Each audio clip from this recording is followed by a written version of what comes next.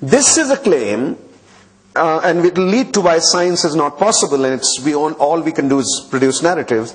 This is a claim which says facts cannot be separated from representation. In the famous Foucauldian example of a man killing his parents and tried in French courts, we knew that the parents were killed. That we knew. But there were many narratives about why the parents were killed. The son who killed had a particular explanation. The police had a particular explanation. And Foucault goes through each of these narratives, right? This is what the police said. This was what the killer's son said. This is what the administration said. This is what the psychiatrist said. Right? This is what the judges said. He was tried. This is what the judges said. Which narrative has the truth and the facts?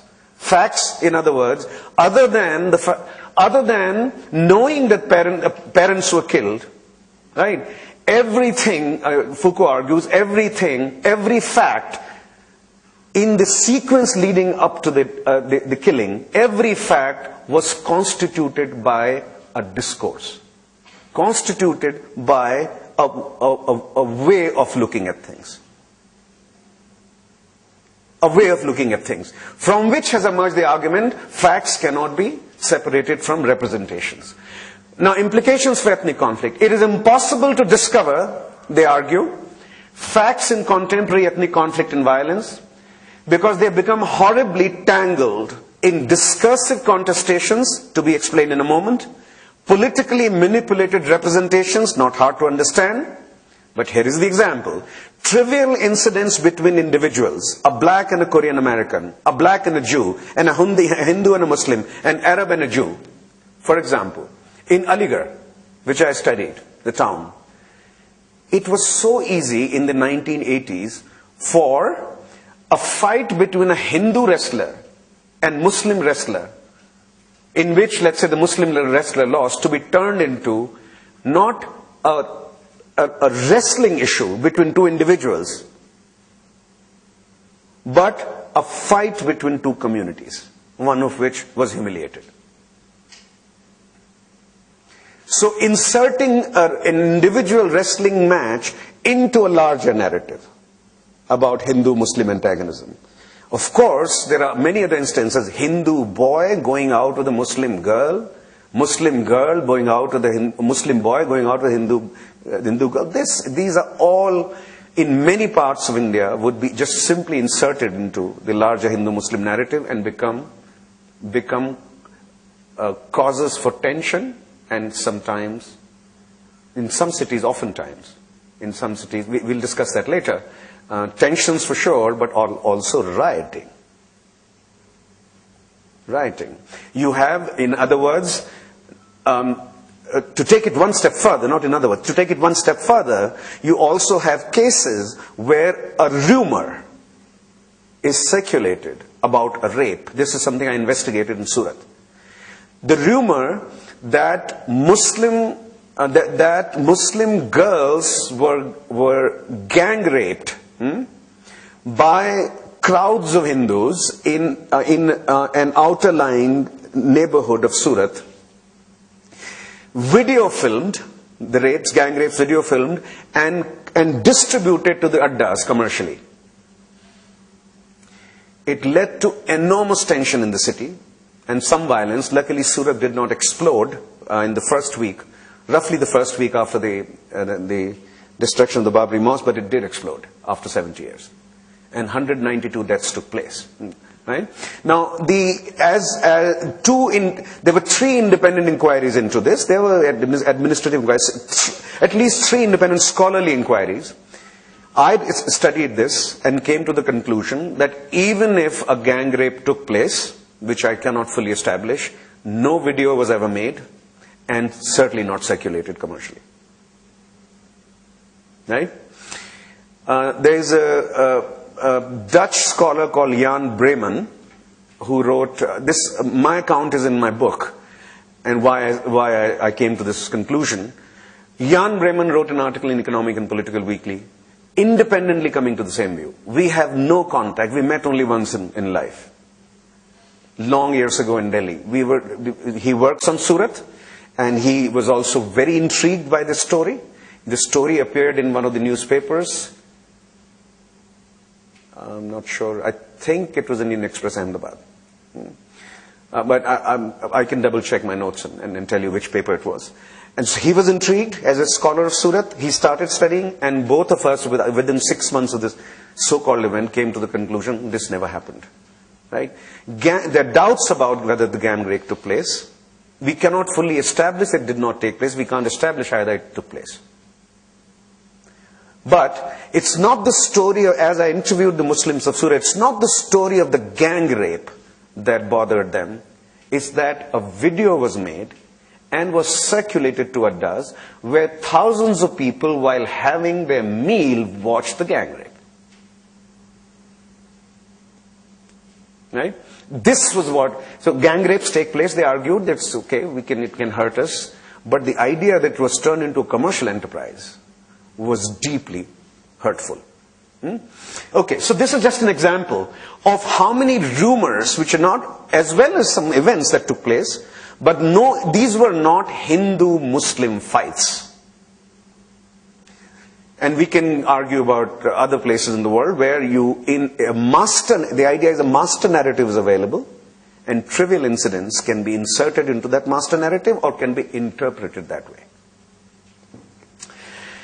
So inserted by interested organization and people into the available master narratives of antagonism between groups, individuals are transformed into groups, which leads to retaliation, counter-retaliation and violence. The real issue here is not what happened, but how it was used.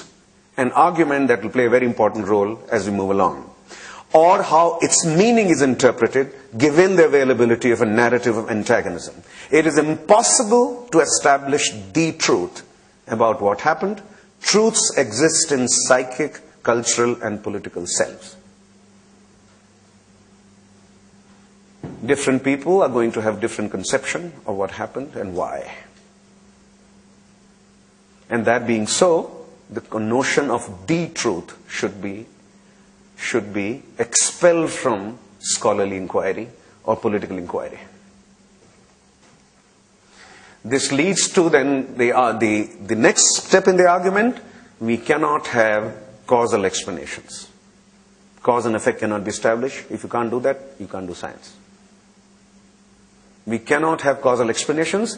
The most important facts necessary to make causal arguments simply cannot be culled from the morass of interpretations. It follows that in matters such as identity conflicts, standard social science is impossible. Interpretation of conflict is basically a struggle over meaning, not about causality. What it meant, and the idea of what it meant would obviously depend on where you're coming from. The best that the social scientists can do is contest discourses and representations that harm the common people, not seek after facts or seek after causes and effects. I gave you the Foucauldian example. Here is the leading scholar of ethnic conflict in this tradition, Paul Brass. The very search for causes, whether undertaken by academics, journalists, or politicians, is in no way free from the struggle to represent riots properly. It is not possible to present a causal story of riots that is neutral to the interests of those seeking to capture its meaning. Most important, it is also questionable whether it's possible to develop a causal theory of ethnic riots separate from the discourses which encompass them, free from the pressures of the prevailing ideological and social scientific paradigms and master narratives into which they are so often placed. Unquote. This is from Riots and Pogroms. And from The Theft of an Idol, which is entirely devoted to India, which you may have read or you would read at some point if you work in this field, the scholar who inserts himself into the description of violent incidents in search for objective truth can do no better than to place himself on one side or another in the political struggle, when the search for categories, constructs, and context is central to the political struggle. The scholar's own concepts and the scholar himself cannot stand apart from and outside of them. Even if we try to be objective as scholars, as researchers, we are fooling ourselves, is the claim. We will be part of some discourse or another, even if we don't know it. Try as you might, you will not be able to rise above an existing paradigm or existing master narrative or your own upbringing, the various ways in which you will be imprisoned. So the best thing is not to seek objective truth, but to simply take some side or the other, and hopefully the scholar will take the side of those whose narratives, whose paradigms, whose ways of looking at the world and looking at violence help the common people.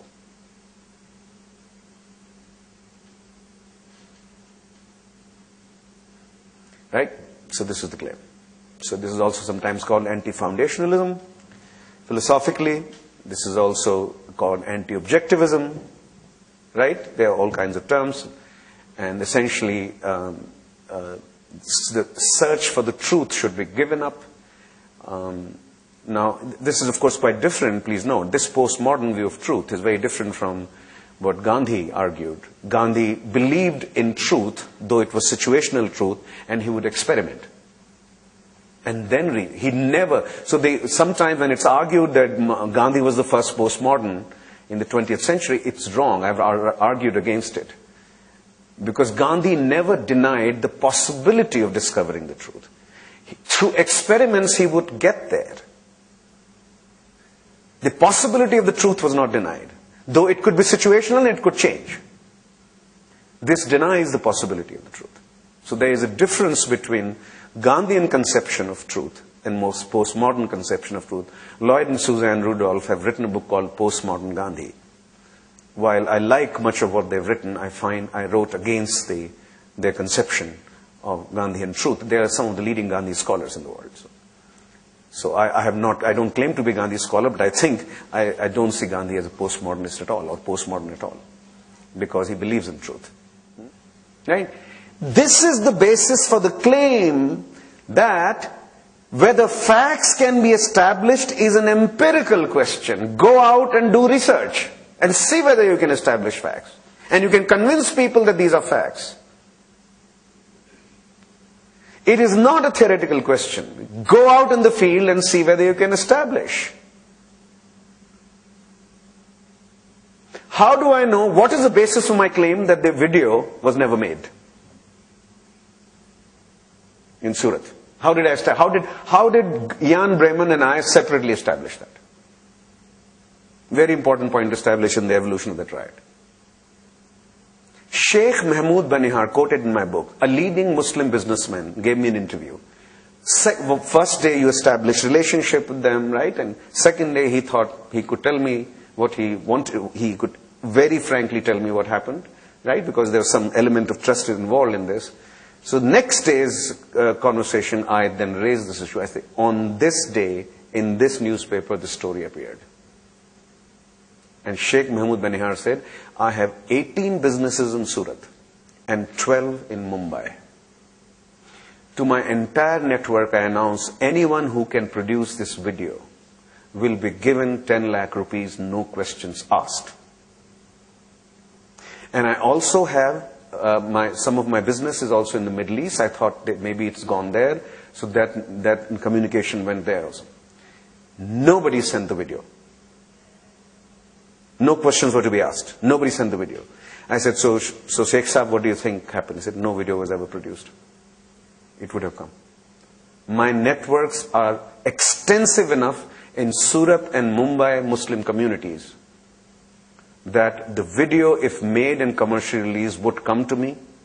And the person who sent it would not even want 10 lakhs, but I had announced a price. And people believed that I would give 10 lakhs, and if I say no questions asked, there were no questions asked. That is the level of trust I enjoy. And so, as a researcher, you have to go establish whether this is true. You can establish by many more conversations that is the level of trust and status Sheikh Mahmood Baniar enjoys. Then some more research is necessary, and you can come to the conclusion that I came to. And I was, of course, delighted when Jan Bremen also came to the same conclusion, doing work independently. We established the truth. It is possible. And then Sheikh Mahmood Baniar, who goes to the Hindu community with which he works, and says that nothing like this happened.